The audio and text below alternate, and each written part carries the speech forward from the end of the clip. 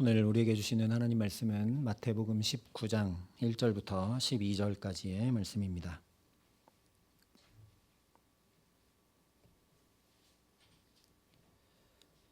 마태복음 19장 1절부터 12절의 말씀을 제가 봉독해 드리겠습니다. 하나님의 말씀입니다. 예수께서 이 말씀을 마치시고 갈릴리를 떠나 요단강 건너 유대 지경에 이르시니 큰 무리가 따르거늘 예수께서 거기서 그들의 병을 고치시더라.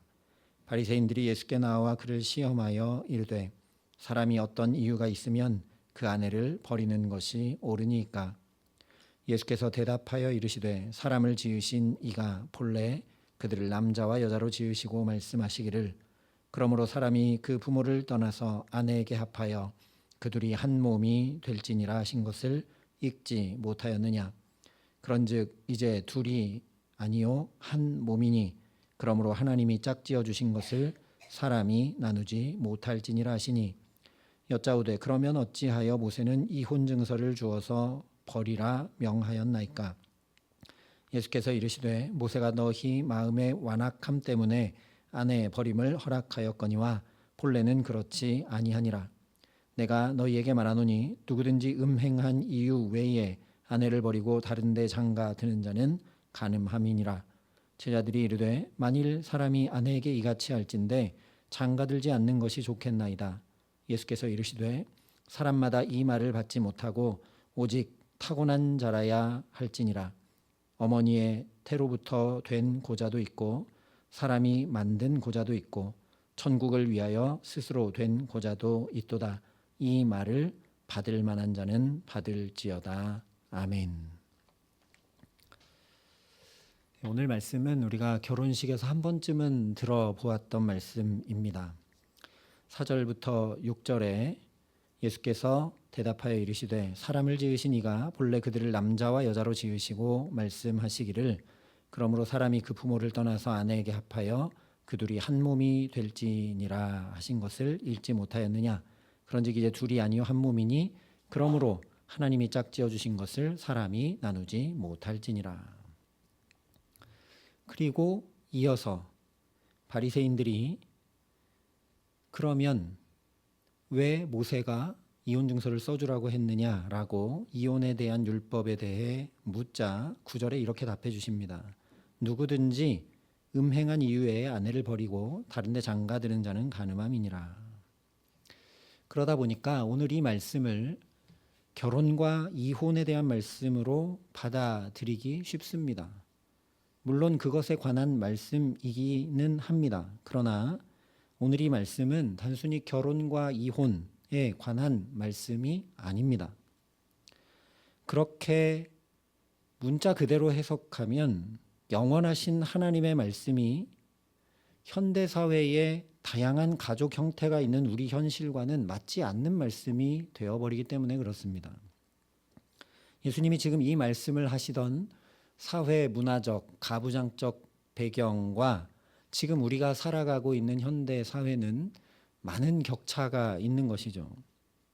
근데 하나님의 말씀은 영원한 말씀이고 복음인데 지금 우리 현실에 이 말씀을 문자 그대로 적용하면 죄책감만 불러일으키고 정죄하게 되는 말씀이 되어버리고 만다라는 겁니다. 오늘 바리새인들이 그러는 것처럼 비난이나 판단의 말씀이 되기 쉽지 결코 복음이 되지 못한다라는 겁니다. 그러니 오늘 말씀을 다시 생각해 볼 필요가 있습니다. 먼저 우리가 오늘 이 말씀이 어디에서 이어지고 있는지를 봐야 합니다. 당연히 18장에 이어지고 있는 말씀이죠. 이 18장의 말씀과 오늘 말씀이 연관이 없다면 1절과 2절이 이렇게 말씀하며 시작할 필요가 없습니다. 예수께서 이 말씀을 마치시고 갈릴리를 떠나 요단강 건너 유대 지경에 이르시니 큰 무리가 따르거늘 예수께서 거기서 그들의 병을 고치시더라. 이 말씀을 마치신 건 앞에 18장의 말씀을 마치신 걸 얘기하죠.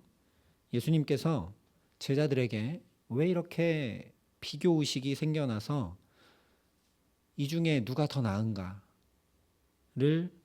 중히 여기게 되고 나보다 남을 낮게 여기지 못하면서 업신여김으로 실족해 하는지, 또한 그래서 왜 용서하지 못하는지를 질문에 대한 답으로도 또 몇 가지 비유로도 충분히 말씀해 주시기를 마친 후에 벌어진 일을 오늘 19장이 우리에게 전해주고 있다라는 겁니다. 예수님께서 이 말씀들을 충분히 해주시기를 마친 다음에 갈릴리에서 그 일을 행하시고 거기를 떠나서 이제 유대로 가셔서 여전히 병든 이들을 고치심으로 따르는 큰 무리들에게 하나님 나라가 이런 것임을 보여주고 누리게 하시며 복음을 전하고 계십니다. 몇 번 말씀드렸지만 복음서에 나타난 기적, 이적, 귀신을 쫓아냄, 그리고 치유의 모든 사건들은 인간이 행할 수 없는 놀라운 일을 신적인 능력으로 행했다. 물론 그것도 포함하지만 그보다는 하나님의 나라가 임하게 되면 이렇게 반목과 분열과 갈등과 아픔과 문제가 사라지게 되고 기쁨이 충만하고 부족함이 없는 행복한 삶을 살게 됨을 실제로 보여주시고 경험케 하시고 누리게 하신 것들이 기적과 이사와 치유의 일들입니다. 그러니까 오늘 말씀이 그냥 병자들을 고치셨다라고 하고 있지만 이것은 하나님 나라 복음 전하셨음을 우리에게 전해주고 있는 것이죠. 그런데 3절에 이렇게 말씀합니다. 바리새인들이 예수께 나와 그를 시험하여 이르되 사람이 어떤 이유가 있으면 그 아내를 버리는 것이 옳으니까. 여기 지금 말씀하고 있는 대로 바리새인들이 이걸 물은 이유는 예수님을 시험하기 위해서입니다. 즉 하나님 나라 복음을 지금 전하고 계신데 그걸 막아서서 예수님의 권위를 깎아내리기 위해서라는 것이라는 말씀이죠. 다시 말하면 처음부터 바리새인들이 이걸 물은 이유는 결혼과 이혼에 관한 말씀의 본질이 무엇인지 알고 싶어서 물은 게 아니었다라는 겁니다. 물어볼 때부터 그것이 아닌데 이 말씀을 결혼과 이혼에 관한 것으로 받아들이면 그것이 이상한 일이 되겠죠. 예수님이 언제나 그러셨듯이 이 시험하여 넘어뜨리려는 이 질문을 통해 그래서 또 하나님 나라 복음을 전해주고 계십니다. 4절과 5절에 이렇게 답을 하십니다. 사람을 지으신 이가 본래 그들을 남자와 여자로 지으시고 말씀하시기를 그러므로 사람이 그 부모를 떠나서 아내에게 합하여 그 둘이 한 몸이 될지니라 하신 것을 읽지 못하였느냐. 예수님의 이 말씀은 이혼하지 말라는 것에 중점이 있는 것이 아닌 것이죠. 거기에 중점이 있다면 그 율법은 결혼하면 이혼하지 말라고 하신 것이다. 분명하게 해석해 주시고 말씀해 주셨을 겁니다. 본래 남자와 여자, 즉 전혀 다른 존재로 지음을 받았으니까 둘이 하나 되는데 하나님의 뜻이 있음을 밝혀주신 말씀이지 결혼 제도에 국한하여 해주신 말씀이 아니라는 겁니다. 그렇기 때문에 이 율법의 말씀이 뭘 의미하는지 6절에 이렇게 밝혀 말씀해 주십니다. 그런즉 이제 둘이 아니요 한 몸이니 그러므로 하나님이 짝지어 주신 것을 사람이 나누지 못할지니라.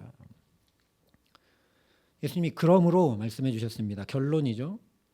그러니까 이 율법에 담아주신 하나님의 마음과 뜻은 어디에 있느냐? 하나님 짝지어 주신 것 사람이 나눌 수 없다는 데 있다라는 거죠.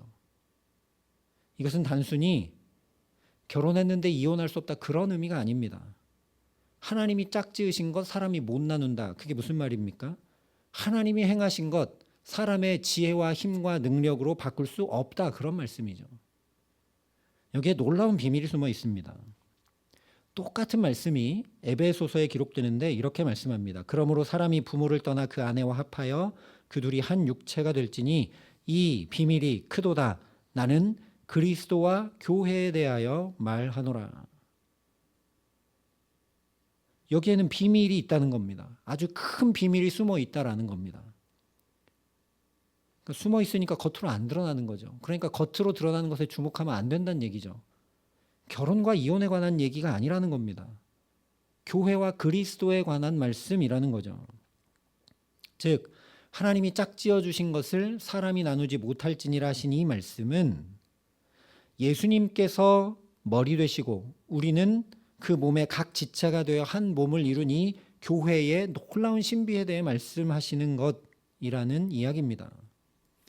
실제 성경 여러 곳에 보면 예수님은 우리의 신랑이 되시고 우리는 그 주님의 유일한 사랑의 대상인 신부로 비유가 됩니다. 예수님 직접 해주신 열처녀 비유가 그렇고 또 아가서 전체가 그렇고 성경 맨 마지막에 계시록 19장의 어린 양의 혼인 잔치가 그러합니다. 그러니 일단 이 말씀은 우리가 결혼하고 이혼하고 뭐 이런 것에 대한 것을 훨씬 뛰어넘어서 신랑 되신 예수님이 신부인 우리를 결코 버리지 않으신다. 하나님께서 신부인 우리에게 보내주신 신랑인 그 예수 그리스도를 통해 이루어 주시는 그 구원, 하나님 행하시는 그 구원, 사람이 결코 그 어떤 것으로도 흔들거나 무효로 만들 수 없다. 그런 말씀이 이 비밀로 여기에 숨어 있다라는 거죠. 이것을 인간이 알아듣기 쉽도록 모두가 대부분 보고 경험하고 듣게 되는 실제인 이 결혼과 이혼을 통해 밝혀주신 것일 뿐이라는 겁니다. 또한 에베소서에 그리스도와 교회에 관한 것이라 말씀하고 곧바로 이어서 그러나 너희도 각각 자기의 아내 사랑하기를 자신같이 하고 아내도 자기 남편을 존경하라 말씀합니다. 그러니까 이 에베소서 말씀에만 비춰봐도 이게 결혼과 이혼에 관한 말씀이 아니라 서로 사랑하라는 데 그 중점이 있는 말씀인 걸 알게 되죠.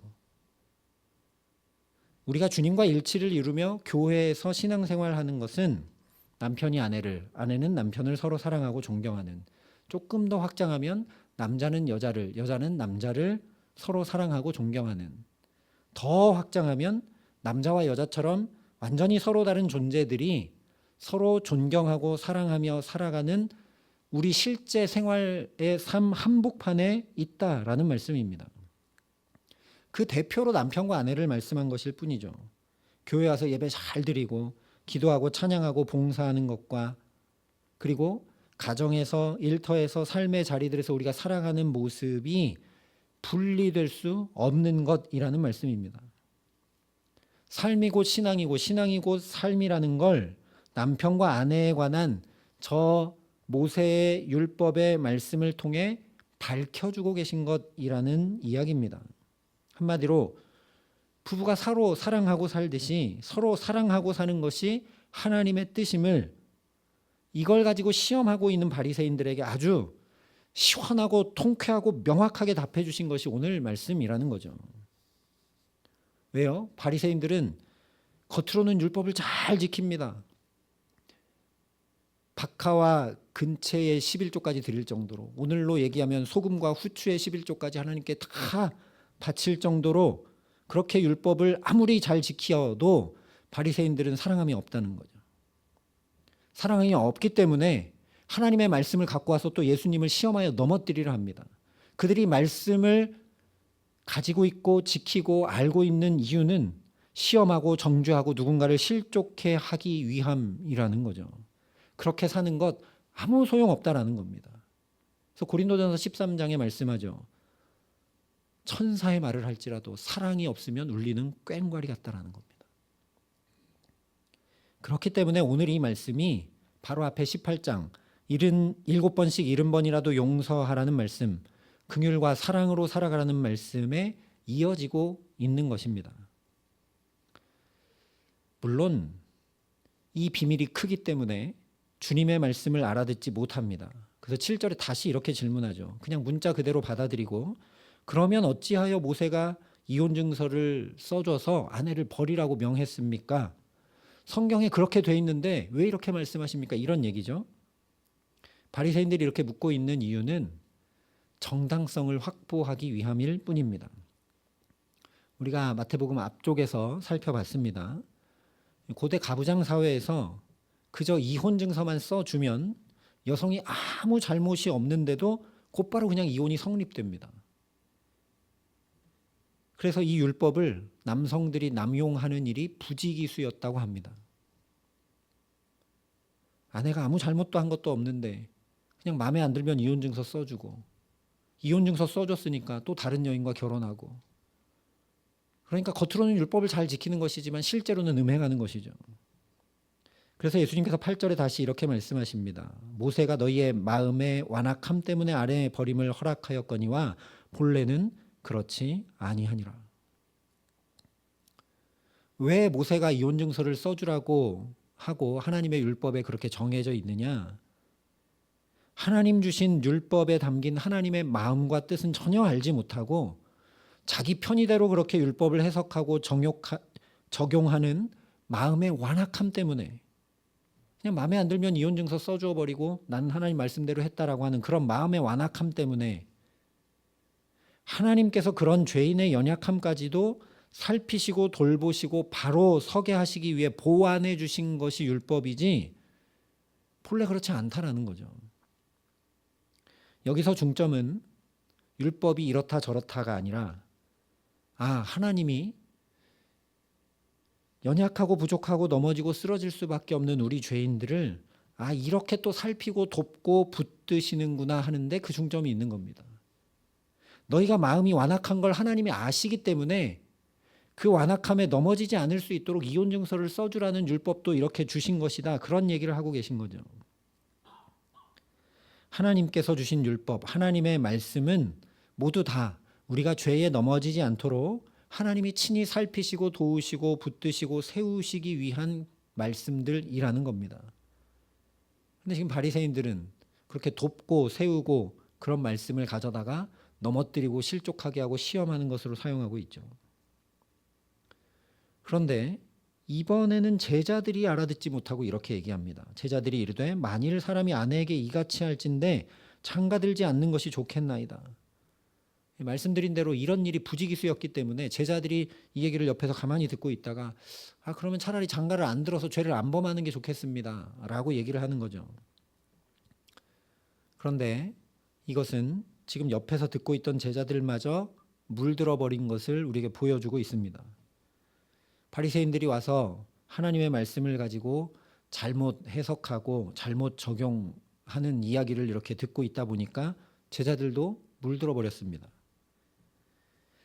듣는 게 참 중요하고 옆에 누군가 있는지가 참 중요합니다.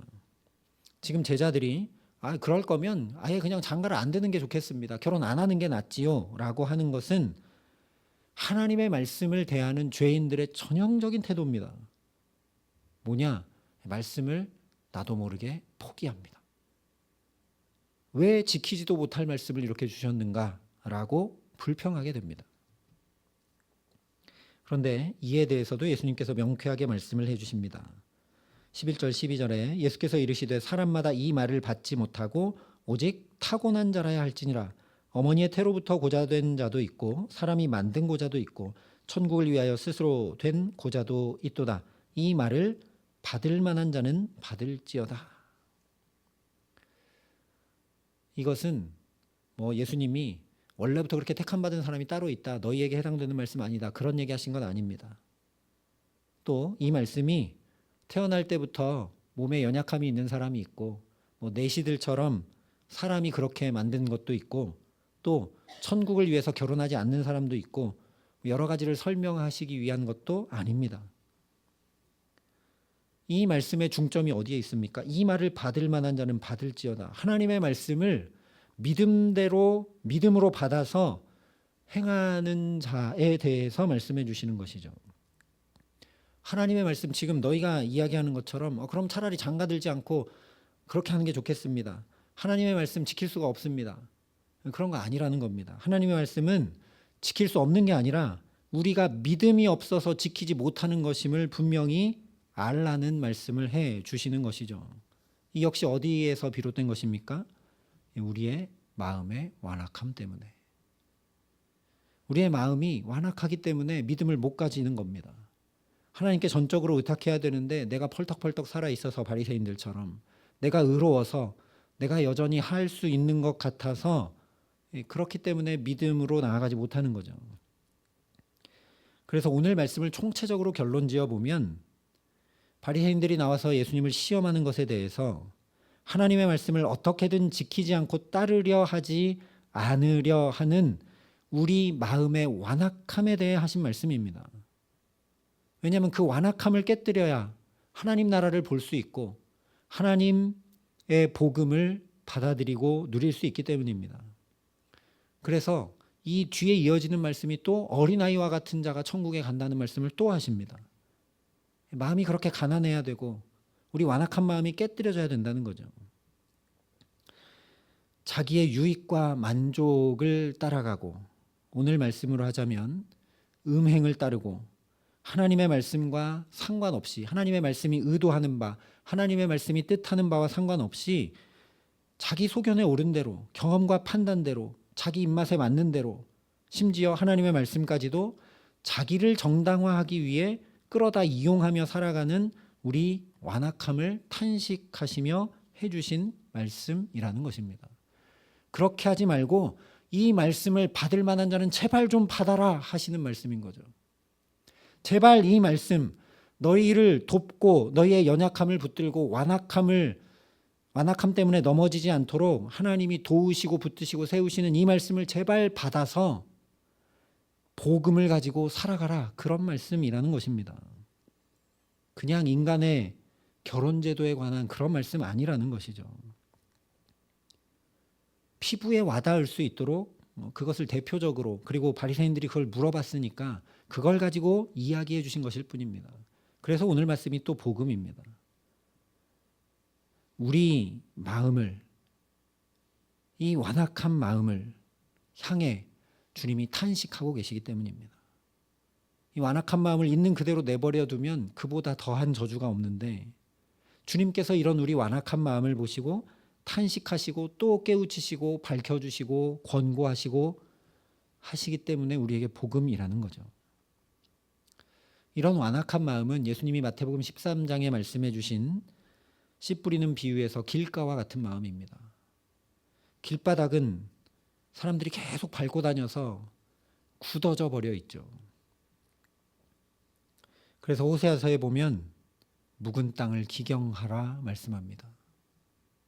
그래서 오늘 말씀을 들으면서 우리는 내 마음이 얼마나 완악하고 굳어져 있는지, 이 바리새인들처럼 제자들처럼 알아듣지 못하고 무지한지 우리의 마음을 살필 수 있어야 합니다.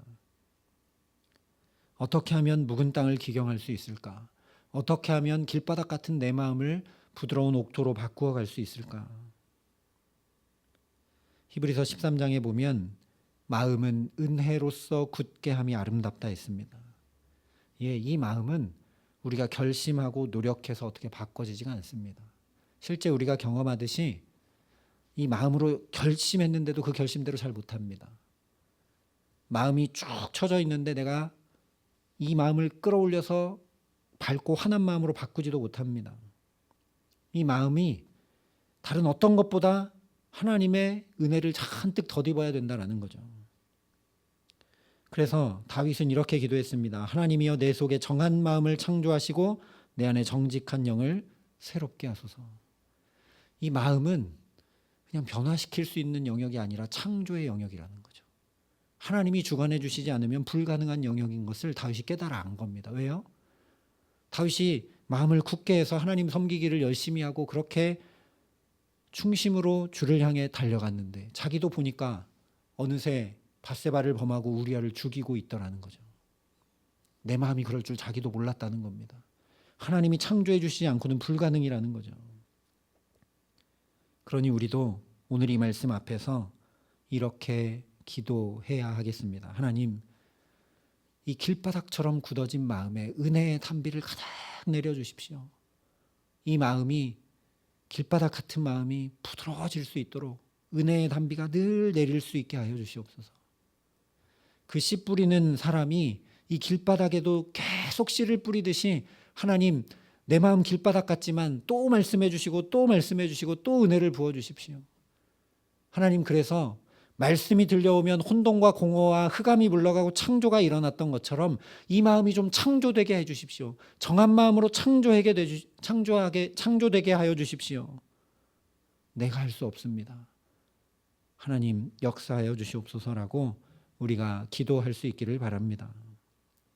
그리고 무엇보다 예수님께서 이렇게 말씀해 주셨습니다. 나는 마음이 온유하고 겸손하니 나의 멍에를 메고 내게 배우라. 주님의 마음을 배우라 하셨습니다. 그 마음은 온유하고 겸손한 마음이라 하셨습니다. 온유와 겸손은 고린도전서 13장 사랑장에 말씀한 대로 사랑의 마음입니다. 그러니 우리가 주님의 사랑의 마음 배워가기를 힘써야 합니다. 나는 무엇을 배워가고 있는가? 나는 무엇을 익혀가기 위해서 열심히 노력하고 애쓰고 힘쓰며 살아가고 있는가 돌아봐야 된다라는 거죠. 주님의 사랑의 마음을 나는 조금이라도 배워가고 있는가? 내 사랑의 진폭은 얼마나 넓어졌는가? 주님께로 가서 주님의 그 온유하고 겸손한 사랑의 마음을 부단히 배워가기를 힘쓰는 저와 여러분 될 수 있기를 바랍니다. 그러려면 또 십자가를 바라보는 수밖에 없습니다. 주님의 가장 큰 사랑, 생명까지 던져주신 그 사랑이 저 십자가에서 극명히 나타났기 때문입니다. 그러니 주님이 우리에게 생명까지도 주셨으니 나는 무엇을 주님께 드릴 수 있을까? 내 시간이라도 조금 드릴까? 내 무릎 꿇는 것이라도 조금 드릴까? 할 수 있다면 내 물질이라도 드릴까? 주님이 그렇게 나에게 나눠주셨는데 나도 이웃에게 무엇을 나눌 수 있을까? 배운다는 건 내가 해보지 않으면 배울 수가 없습니다. 그냥 주님 십자가만 쳐다보고 있어서는 잘 되지 않습니다. 나가서 사랑을 행해야 배울 수 있습니다. 아무리 선생님이 구구단을 가르쳐 주어도 내가 쓰고 외우지 않으면 배우지 못합니다. 그러니 저와 여러분이 오늘 이 말씀을 들으면서 하나님, 내가 사랑을 행할 수 있도록, 사랑은 내게 속하지 않았으니 먼저 사랑을 충만히 받도록 역사해 달라고 기도할 수 있기를 원합니다. 사랑이 우리를 바꿔놓습니다. 주님의 사랑이 우리를 새롭게 창조하십니다. 그러니 하나님과 사람 앞에 날마다 은혜 입고 사랑받아서 그냥 그 사랑이 자연히 넘쳐서 내가 우리 가족도 이웃도 만나는 이들도 늘 사랑으로 대해갈 수 있도록, 그래서 사랑을 행하면서 주님의 마음 좀 더 배워가고 알아갈 수 있도록 하나님 댁에 역사하여 달라고 우리가 은혜를 구할 수 있기를 바랍니다. 그래서 우리가 또 살아가면서 살아가는 만큼, 예수를 믿고 예배하는 만큼 우리 마음이 좀 더 부드러워지고 우리 마음이 좀 더 깨끗해지고 우리 마음이 좀 더 사랑으로 가득 차지는, 주님을 닮는 모습이 조금이라도 더 나타나는 그런 귀한 은총 덧입어 살아가게 하시기를 우리 구주 예수 그리스도의 이름으로 간절히 축원합니다. 함께 기도하시겠습니다.